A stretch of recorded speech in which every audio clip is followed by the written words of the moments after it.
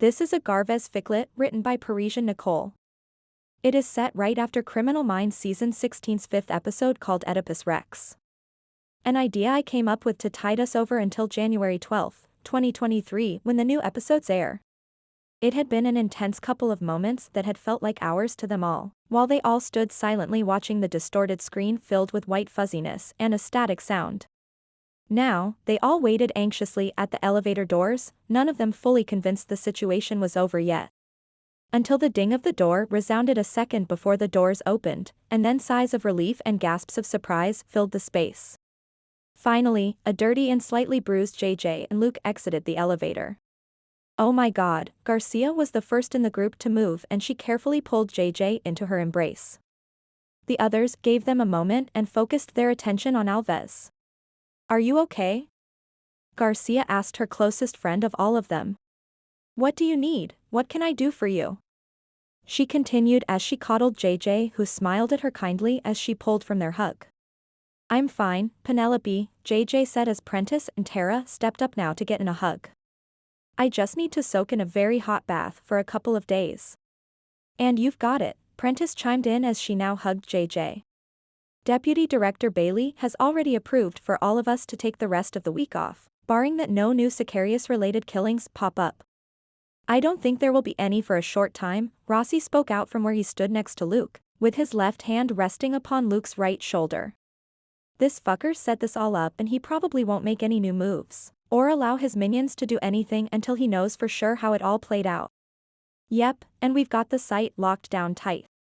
So, we'll have media silence on it at least until Monday, Tara said. So, we'll have a 3-day weekend. And I want you two to use that time to get much needed rest, Prentice said. Maybe it would have been a good idea to go to the hospital, she added on. No, Luke finally spoke as he shifted his eyes from Garcia's back, which she had kept to him the entire time, and looked at Prentice. With this virus causing a surge of new cases, the local hospitals are overwhelmed again. Besides, the EMTs checked us out on the scene and they didn't think we needed to go to the hospital even though they did offer. Understood, but if you guys feel any negative effects or changes in your body, Prentice threw out and both Luke and JJ nodded their understanding as JJ cut off her words.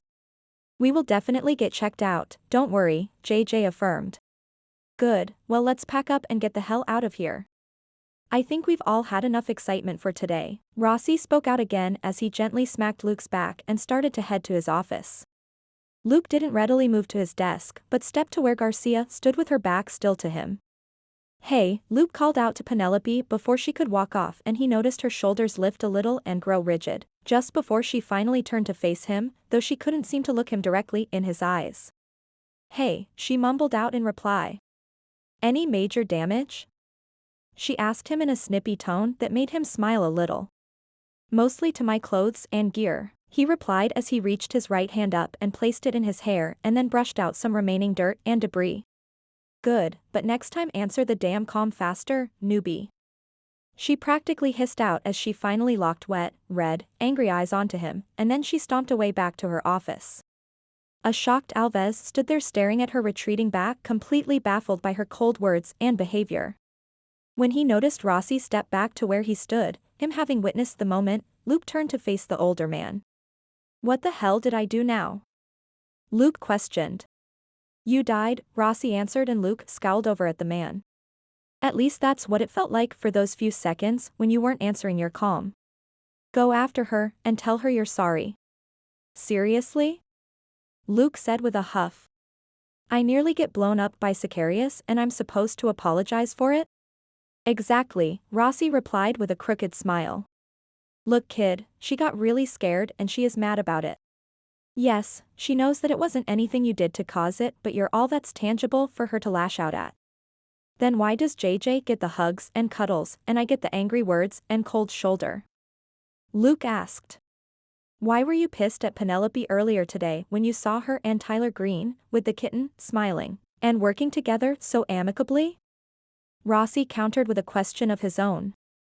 I wasn't jealous, Luke began to deny it but knew it was a moot point with Rossi. Well, I thought she hated the guy, he said as he frowned a bit in anger as he thought about it. And he just gives her a kitten and all is forgiven and they're bosom buddies, just like that?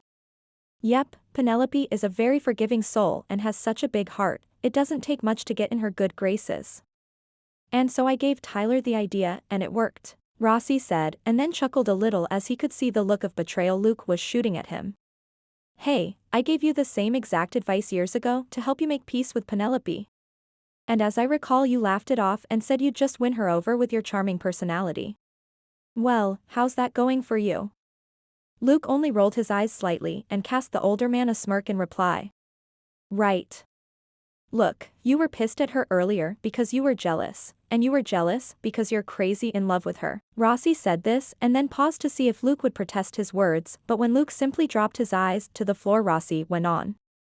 She's crazy about you too, son, and that's why the thought of you dying today has upset her so much. Yes, had JJ died it would have hurt her deeply, but had it been you, the man she is in love with and who is in love with her, but you're both too fucking stubborn to admit how you feel to each other, that would have been a devastating loss for her.